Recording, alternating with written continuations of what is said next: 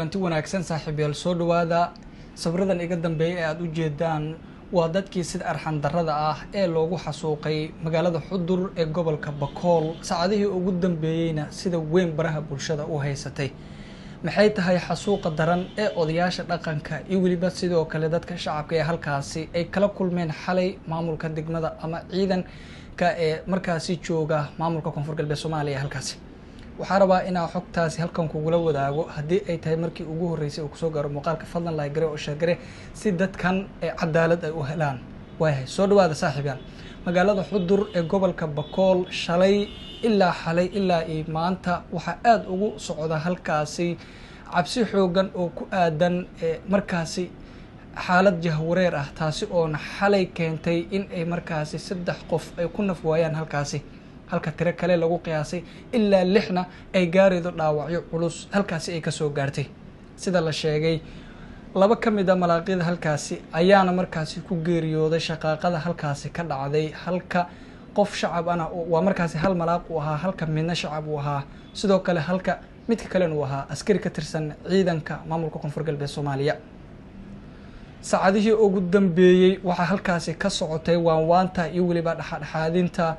dadka halkaasi isku haysta misana shaqaaqada halkaasi ka jirtay sidii lagu damin lahaa waxaana imaaday shaqaaqadan kadib xilli dhawaan ay ahayd dhammaan maamulkii hore ee markaasi degmada Xudur ee gobolka Bakool ay markaasi ay kala direen maamulka Koonfur Galbeed Soomaaliya iyadoo oo markaasi maamul kale ee cusub halkaasi uu ka curtay tan iyo curashada maamulkaasi kadib waxaa sii xoogeysanayday shaqaaqooyinka kala duwan ee ka dhacayay deegaanada Koonfur Galbeed Soomaaliya gaar ahaan magaalada Xudur oo ah markaasi Bakool iyadoo markaasi hadda ay markaasi ayba muuqato in ay jiraan dhimasho iyo waliba sidoo kale dhaawacyo aad u fara badan taasi oo keentay waqtigan la joogay inay markaasi si weyn bulshada u kala cabsadaan waxaana sidoo kale jira tan iyo waliba sidoo kale intii shaqaaqadu ay bilaabatay in aana wali isku day weyn aysan sameeynin maamulka degmada Xudur iyadoo markaasi ay sheegayaan wararku qaar ama baaris dheer oo aan sameynay kadib aan ku ogaanay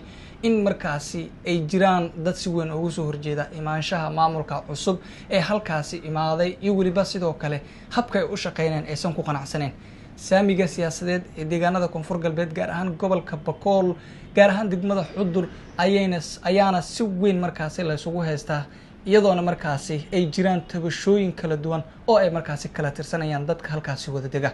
arrintan ayaana ah mid aad markaasi loogu baqtin qabo in mar kale uu dib u qarxo misna uu ka bilowdo dagaalo kala duwan ee halkaasi ay ka dhex qarxaan waxaana sidoo kale Xudur shalay ilaa waliba sidoo kale xalay dhammaan goobaheeda ganacsi ay u xirnaayeen cabsi iyo waliba sidoo kale wilwil oo si weyn markaasi loogu qabay in uu mar kale cirka isku soo shariir karo dagaal taasi oo shaqaaqadu ayba noqotay mid markaasi dad ay ku naf waayaan